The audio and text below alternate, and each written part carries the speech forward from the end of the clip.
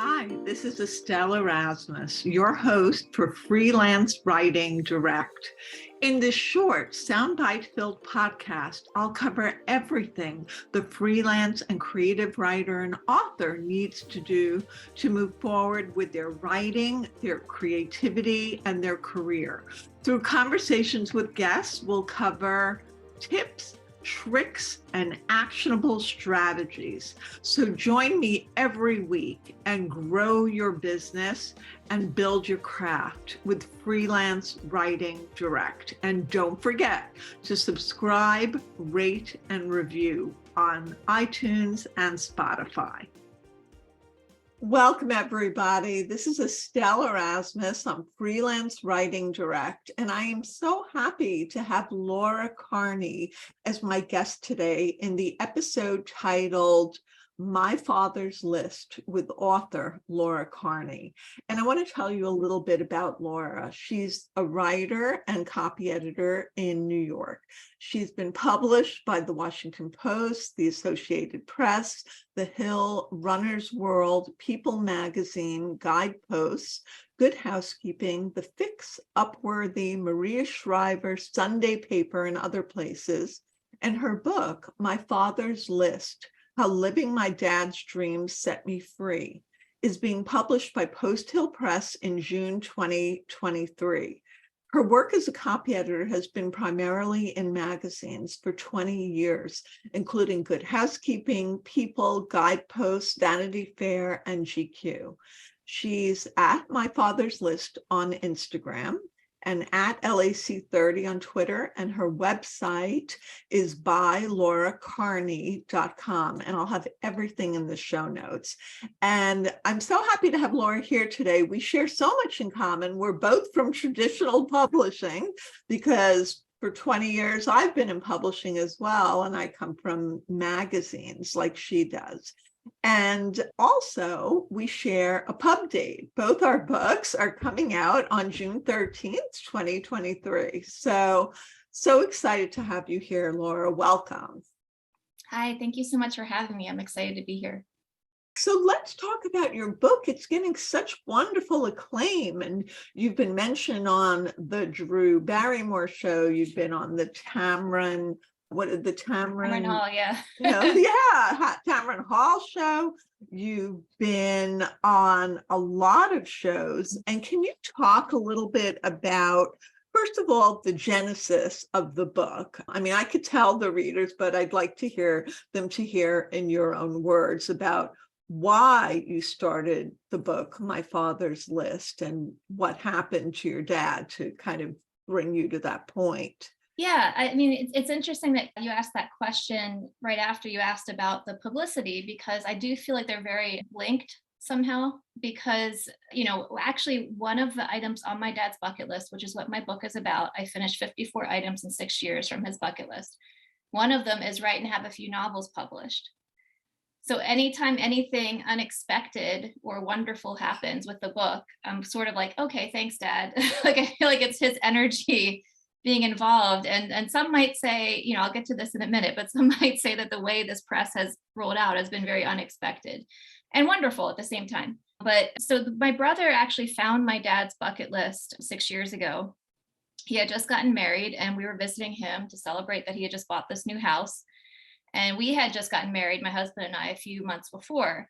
So it was kind of a big year for us. And we were both missing our dad more, I think. I mean, I know that I was, just because he wasn't there to walk me down the aisle, but that was a big deal for me. He died when I was 25, and I was getting married at 38 to the man I'd been dating the whole time.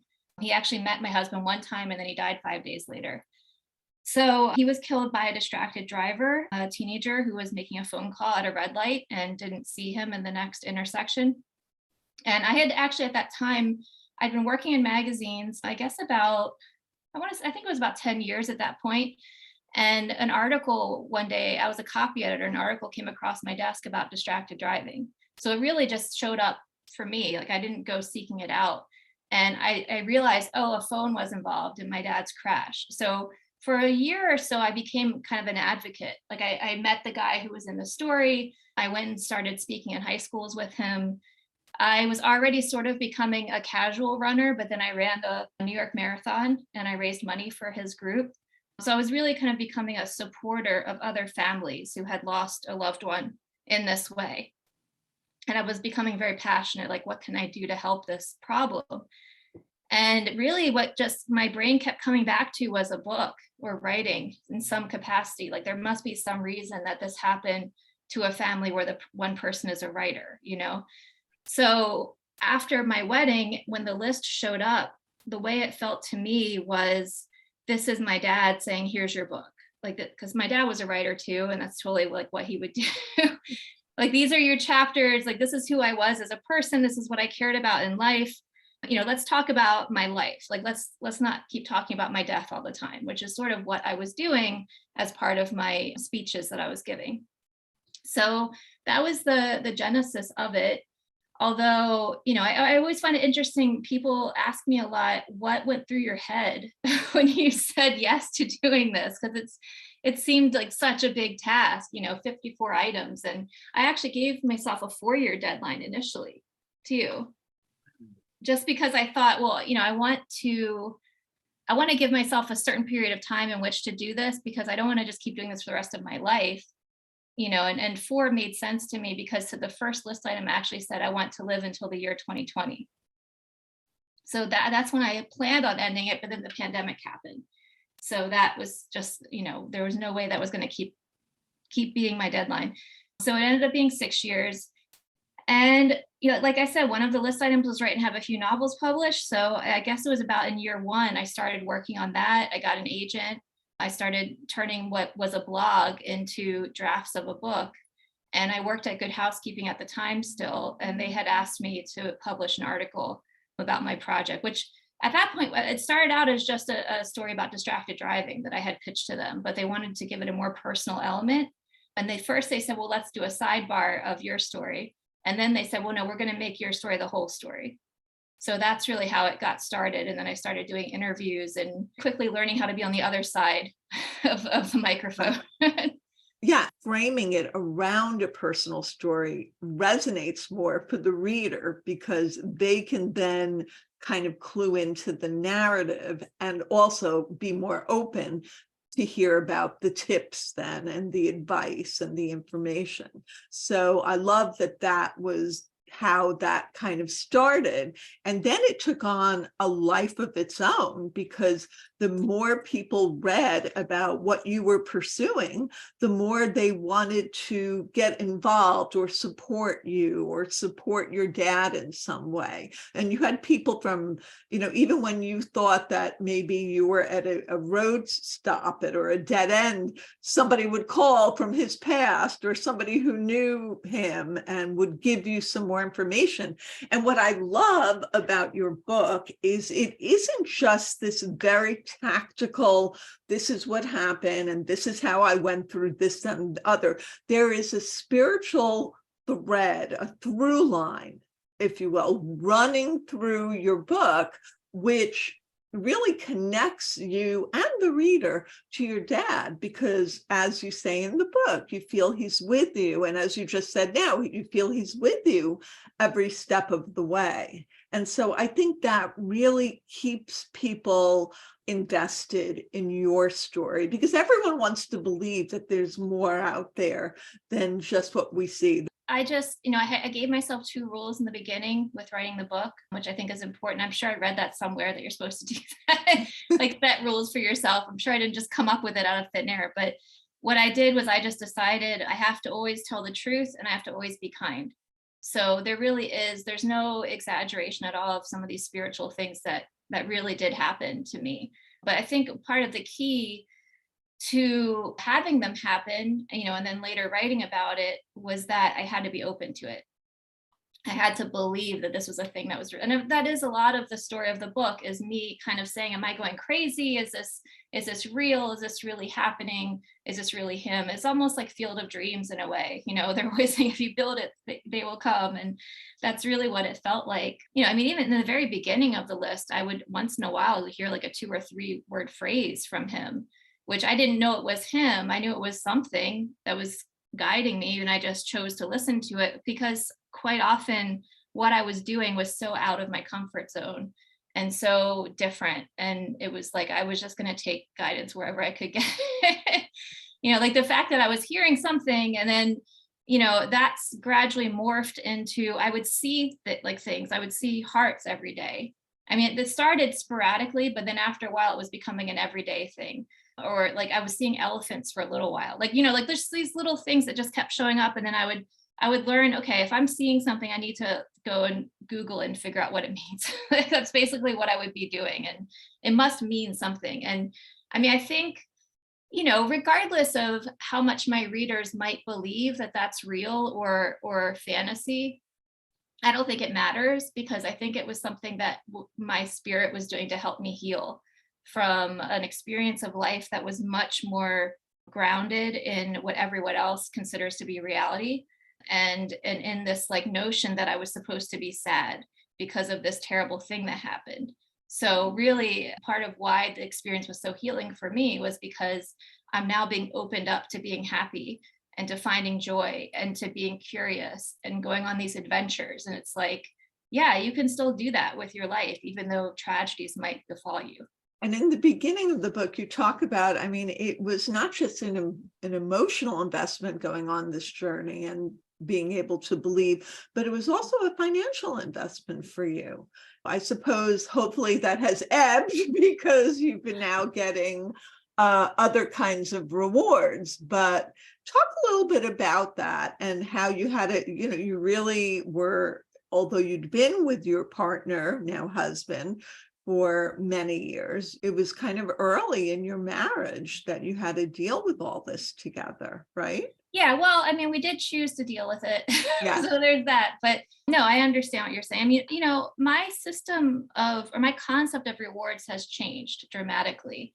It's always interesting to me now when people say things like, I don't know, my friend the other day is a teacher and she said she shared an interview with her class and her student said, oh, is she a millionaire? And it's like, they're fifth graders. They don't understand exactly how grading works. But, even if I were, that's not necessarily ever the goal I was going for with this. One thing I learned, I would say quite deep into the middle of the project when, it could have gone either way. I didn't know if I was going to finish this thing or not, is that the real reward was the journey that I was on and not the destination.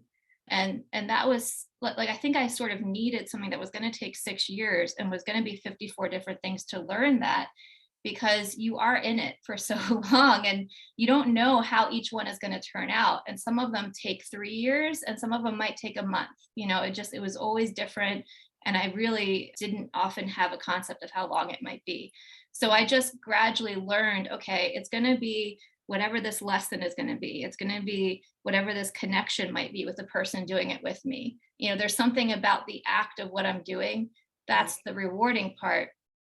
So it's sort of, once I started realizing that was happening, I just started shaping my life around how can I afford this, both financially, and how can I afford it time-wise.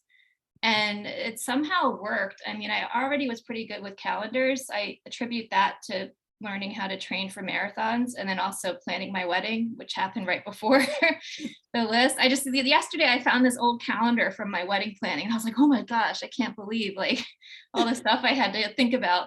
I've always been a person I think who's good at planning way in advance. I'm not as good like the day of. So, like I might be 10 minutes late for something the day of.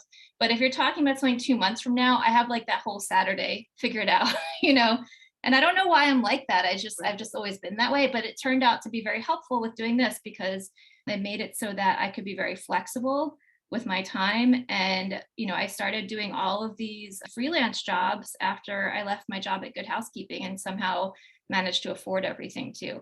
I can tell you, I mean, the final total of how much it cost, it was around like 45,000. So I also travel very frugally. You travel. Yes. And you did a lot of travel involved in getting some of these bucket items accomplished as well. But it seems like your whole family was behind you also, which is lovely. Yeah, Even your husband, your mom. They really were. Yeah. My husband too was just very patient. I was very nervous about that because I was thinking, okay, I just got married. I'm supposed to be this dutiful wife. I had all these ideas floating around in my head about what makes a good wife, Right. and can I be those things? Is that even really me? And he would just all the time say, what are you talking about? I'm marrying you for you. Like, I just want to have a life commitment with you. It's not about you serving a role. And that was really liberating for me, even though at first I didn't embrace it because I think I just had so much conditioning. I just feel very fortunate that I married someone who wanted me to embrace being creative and wanted me to find my path as a creative person, because that's what really makes him happy, and I do the same thing for him. So we're very equal and reciprocal in that respect. That's wonderful. You've been getting amazing publicity for your book. And we talked a little bit about some of these items.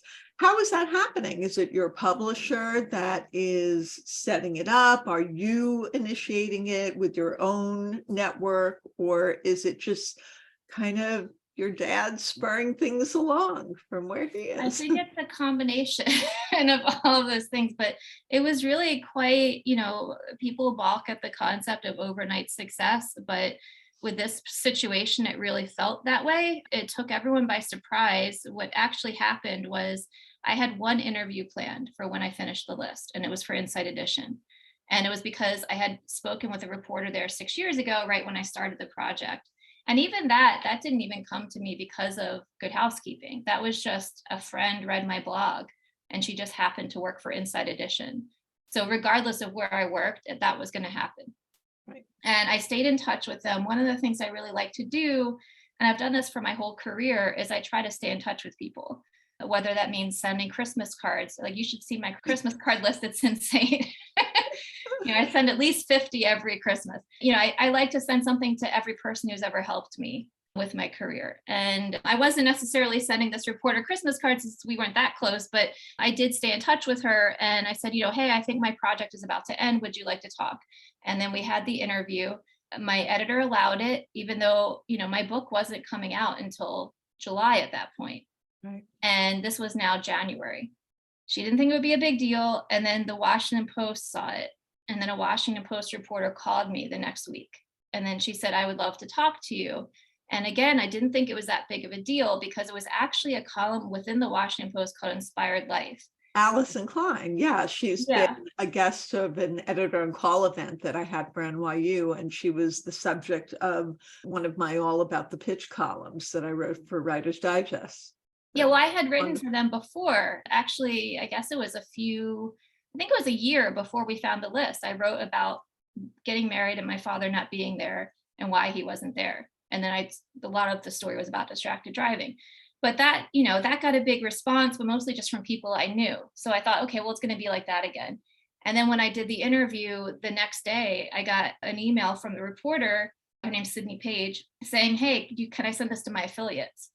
And I didn't really totally know what that meant. I assumed it was like an Associated Press type of thing. And I said, yeah, sure, go ahead. And next thing I know, it went global. And I had newspapers all over the world emailing me, asking me for interviews. And then I had Tamron Hall, then I had Drew Barrymore. Like, it all happened in one day, basically. Wow. And my husband had enough presence of mind, luckily, to go to my website, put my agent's email on there, put the publisher's email on there, because it really did get to a point where it was too much. Like, it was too many requests for me to handle by myself. And then, of course, there became this conversation of, is this okay? Is it too soon? The book's not coming out for a few months still. How far is this going to go if we keep riding this train? And it did actually go pretty far, right? Because it ended up with being NBC Nightly News with Lester Holt a week later. And they were talking at the Today Show, and the Today Show was like, we want her, and Lester Holt's like, no, we want her. And it was like, is this real life? And then I did an essay for People magazine just because they saw the Washington Post thing, and then they didn't realize I worked for them as I'm a copy editor, so it's like my contact is somewhat limited there. But they asked me to write the essay myself because I work for them. And then that was the thing that really started intriguing film producers. Of course, right? Because it's People magazine. And so now we've had 9 film producers send us emails, and I've met with a couple of them. And so it's like everything just kind of exploded in January. And then I had a month where I was still sort of recovering from the fact that I had just finished writing the book. Like, I had just done my edits. Like they had just come back to me. I finished writing in October. I finished the list in December. And then I wrote my epilogue, which included the last couple of list items. So now the book is officially done. And I'm saying things to my husband, like, I need to go away somewhere. Like, I need to go rest for a week. But instead, I have this incredible like press frenzy happening. So they really did. I kept comparing it to like talking to an athlete in the locker room after a game. Like they really did catch me at that exact moment when I had finished the list. But really, it was that press was about me finishing the list. It wasn't about my book as much. Like the book was sort of like an extra thing. So when it starts up again in a couple of months, it's going to be about the book.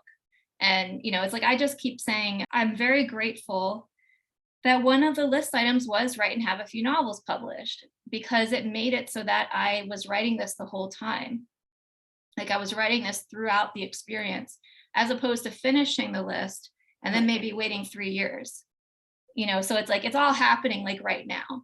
And it's been wonderful. But at the same time, sometimes it can be slightly overwhelming because I'm trying to figure out how all of this works and, check off all the boxes and promote it to everyone I know. And really that's the new stage that I'm in now, which is, I have like 80 different media contacts going into this. So I already have placement now at, every major women's magazine. That's going to happen in June. And I have an article in Guidepost coming out. I have CBS Sunday Mornings coming to my house next week. So I have this stuff lined up for June, but it's like right now I'm in this weird lull space between the two different press frenzies, basically.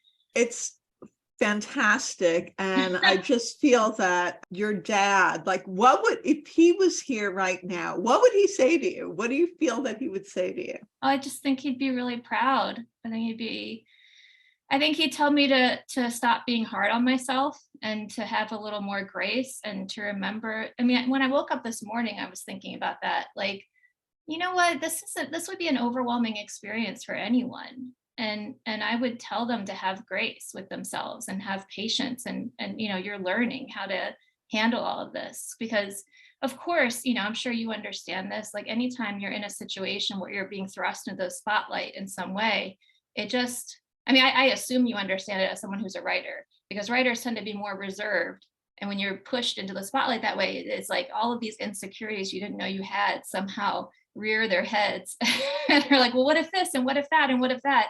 So, I just feel like even now, much as I felt with every list item, even now my faith is being tested all the time. And it's like I'm always having to remember my dad has my back. Like he's pulling strings I don't even know about right now.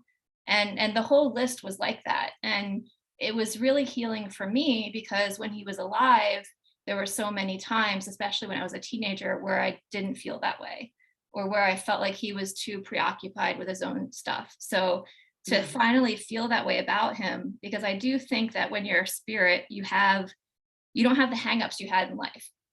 Right. And I think spirits really just want their loved ones to be happy and are cheering us on all the time. So the list for me has oftentimes been more an effort of surrender and allowing and believing than anything else. No, it's beautiful. And I do understand, not from a book point of view, but I wrote an article for the New York Times in 2019, How to Bulletproof Your Child, that went absolutely viral. And I was on Good Morning America and on lots of other programs. So I completely understand. I include that in my book, a whole section on going viral and what you need to do and how you need to address it and take care of yourself and all that. So yes, I've been viral, but this is an incredible situation that you're in. It's so well deserved. The book is really structured well. And I wanted to ask you a little bit about that structure. I know you said that you were writing it all along, which is great because you probably had little sections. Did you do it in Scrivener? Did you do it on a Word document? Did you have notes? Like sometimes I write things in the notes app of my phone. Like, how did you do that structure? I think it started, I joined a writers group early on. And at that point in time, the only structure besides, the inverted pyramid, when you're a reporter, you understand that structure. Besides that, the only structure I really adhered to was like a traditional essay type of structure, or I also was a TV recapper on my blog. I did that for a couple of the different magazines I worked for. So I understood how to do that. And I was just basically teaching myself book structure. And I had a writers group, and there was some talk within the writers group of, should this be, because I knew I wanted to talk about various times in my life, and I thought, should it have flashbacks? Should it be when I was like, how am I going to put these stories from when I was 25 and when he died, or even when I was a child? Because sometimes it's like a list item will trigger a memory from something he taught me when I was like 5 or something. How am I going to put that in there? And initially what we came up with was like, I had this structure that was like one chapter would be present day, and then the next chapter would be all past. And I was doing that for a bit, and it wasn't totally working. And also the other problem with it was it was giving me way too much space to talk about too many things for too long, which as a verbose person I tend to do. So I had at some point, well, actually, no, I'll tell you what happened. I had an agent, and he tried to sell it just on idea alone. There was nothing written yet except for that one Good Housekeeping article, and he wasn't successful with doing that. And then I said, well, what do we do next? And he was still very excited about it. And he said, well, you just write your first 100 pages. So, and then like the next year was when I was laid off from Good Housekeeping, just because they were like combining a couple different companies, and some people became redundancies. So it was so weird too, because I wasn't upset about it. Like I was like really happy about it because I had this new project I was doing. Whereas I'd been there 7 years. So if I weren't doing my dad's list, I probably would have been devastated. But at that moment in time, it was like a gift for me. So I came home and I thought, okay, in the next year, I'm going to write those 100 pages. And I have my writers group, and they're helping me. And that really was invaluable, I think, because I had this feedback from people whose opinions I trusted. And I was also helping them with their books. So I would recommend that to anyone who's getting started with something, because it gives you accountability too. It's not that different from, oh, I want to train for a 5K. You put it on your calendar, and then you kind of like peep your head onto social media and are like, hey, I did 5 miles today. Like it's really, really helpful to have that accountability. And then, after the year was over, I submitted not 100, but 250 pages to him because I'm so verbose and couldn't stop myself. And it wasn't quite what he wanted. And then that relationship was no longer, basically. Like that's how that happened. And I was upset about it, but at the same time, lots of people told me this happens all the time. Like this, when you get an agent, lots of people like cycle through several different agents.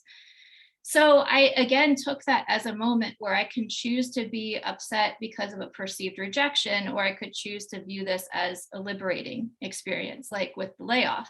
So I went with the latter, and I spent a few different months just quite honestly watching a lot of movies, watching things that were very like hero's journey type of stories. It's going to sound silly, I imagine, to your listeners, but a movie that really resonated with my dad and me when I was a kid was Back to the Future.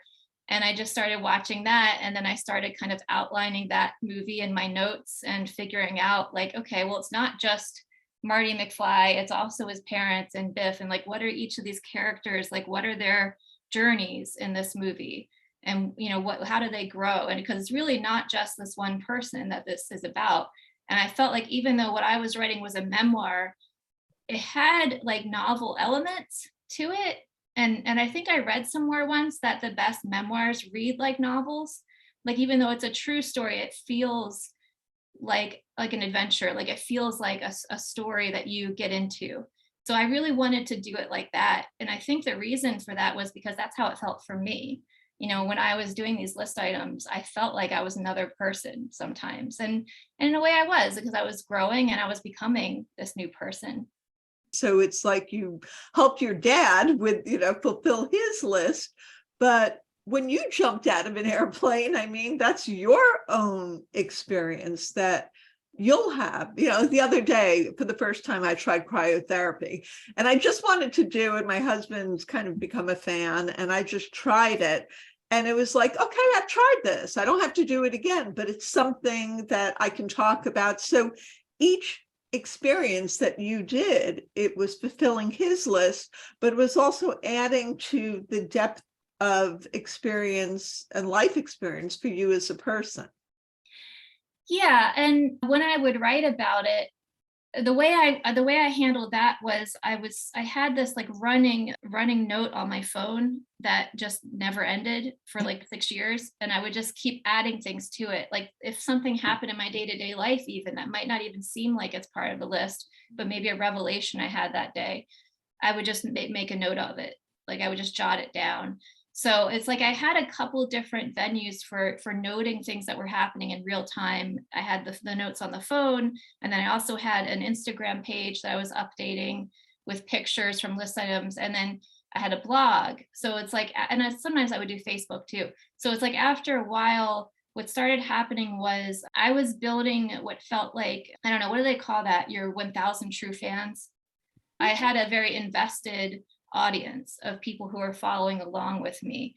And I think part of why that happened is because when I started with the original agent, he had said, like, don't get too big with this. He's like, because I was doing lots of interviews, not just for the project, but also for the activism I was doing. Right. And I had to just start turning them down. And I felt terrible doing that, especially if it was activism. And I would just kind of, send them to a different activist.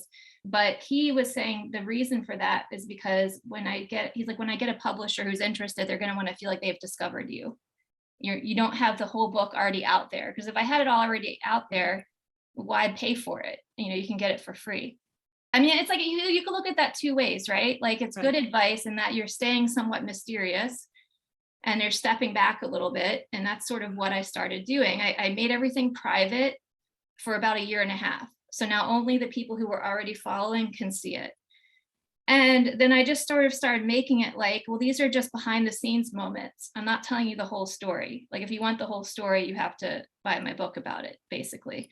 So I started doing that. But at the same time, the other effect of it was that I didn't get a huge following, because I'm private and people can't find it. Right. But so some people did say, "Oh, I don't understand that advice." But in retrospect, I am very happy that I did it, because the one of the best results of doing that was that I sort of missed this whole bus that everybody else seemed to jump on of I live on social media now and everything I do is a performance. And I mean, not everything, but there's a performative element of that relationship, I think. And I imagine after a while it can become like, do I really want to be doing this thing, or am I doing this thing because it gets me likes? And I was doing this very personal, kind of deep project with someone I loved who had passed away. And it made it so that it was always about that. It was always this connection I had with someone. And sometimes I would feel very kind of alienated and isolated because I wasn't sharing it with the world to the degree I thought I should. But it also, I think, just really liberated me from feeling like I needed to do that. And it, in the end, made the story incredibly genuine and real. That is, I love that you're saying it that way. There are a lot of people out there who are trying to write their memoir or write their story in a compelling way. Do you have any actionable writing tips for them as they do that? Read, and writers read. Read what you're curious about. Watch movies too. If you're watching movies with great stories, I actually, after a while, started really drifting into watching old movies, stuff that was either an Oscar winner or just stuff from the 40s or 30s, etc. Because I started finding the storylines were just very compelling. I'm not knocking Marvel. I love Marvel movies. They're really fun, but the character development was very rich in those old movies. And I was learning dialogue and I was learning things like that.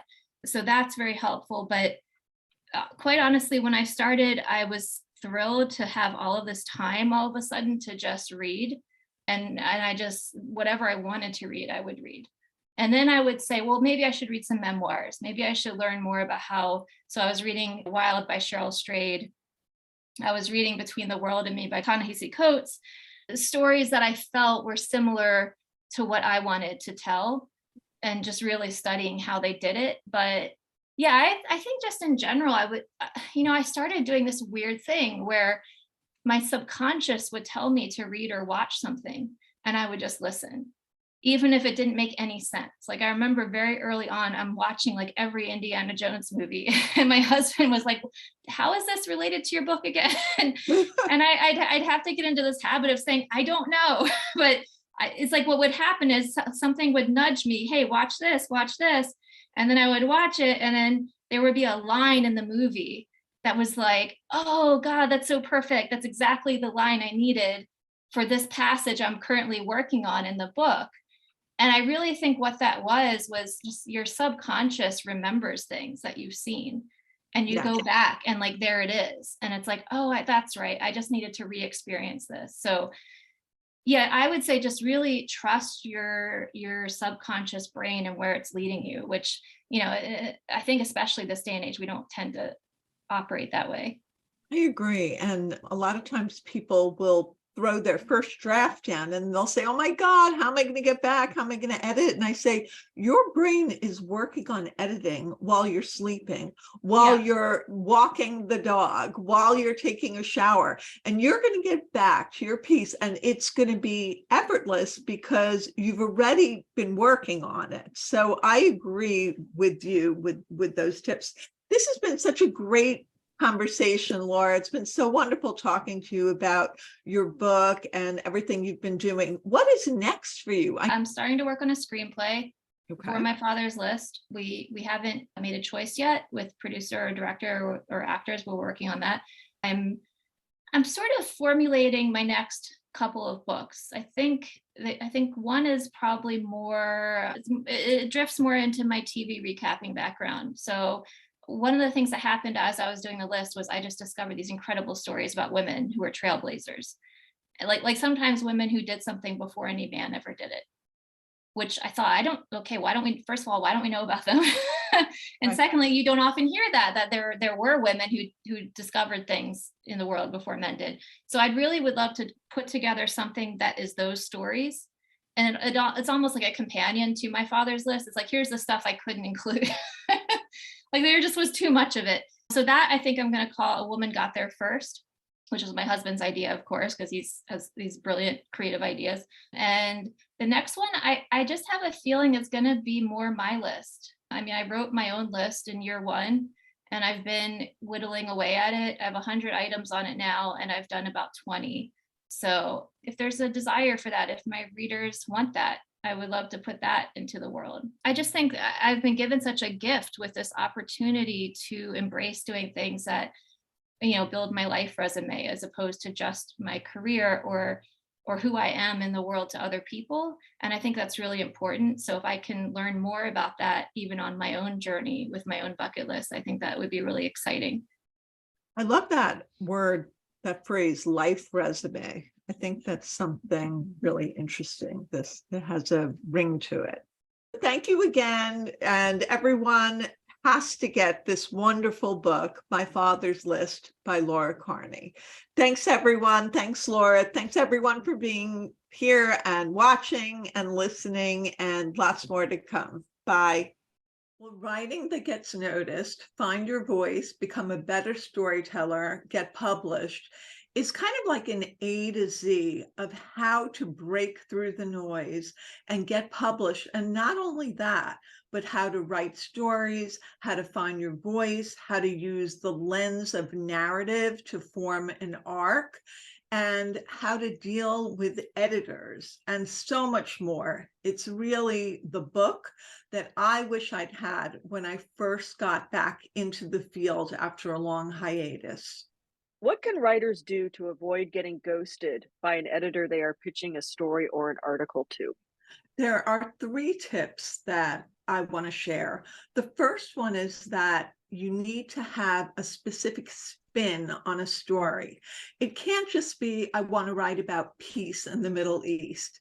It's much more interesting to talk about there's a situation where there is one family of one religion and another of another religion, and they're coming together, and this is how they're doing it, and that's what I'd like to cover. Or you don't want to talk about the influx of depression in children. You want to have a specific topic for that. Number 2, You could tie it in with something going on in the culture. You could tie it in with a movie or with a book or with a topic that a celebrity has brought up. That immediately gives it relevance. So the editor will see that even if it's a story that happened years ago, there is some reason for it to be now. I always say, why this? Why now? Why you? And the third way to keep from getting ghosted is to write to the reader, as I call it, which means that even if the editor hasn't seen your work before, you're going to write the first paragraph of your story as if you actually had the assignment. This will show the editor your writing style and your ability to craft a sentence. And that makes a big difference in them knowing that you are someone they can trust. What do you most hope readers will take away from your book? What I most hope that readers will take away from writing that gets noticed is a feeling of inspiration and support. I want to be the literary fairy godmother that you keep in your back pocket, like I do for my students. I've been on both sides of the publishing wall throughout my long career as a magazine editor-in-chief and editor, as well as a prolific journalist and writing coach and writing professor at NYU. And I want people to know that you have to keep working at it. You have to build your craft. You have to ask the right questions, which my book will answer. And you have to stay curious, because a curious mind is the mind that's going to pick up information, that's going to power you forward so that your writing will get noticed.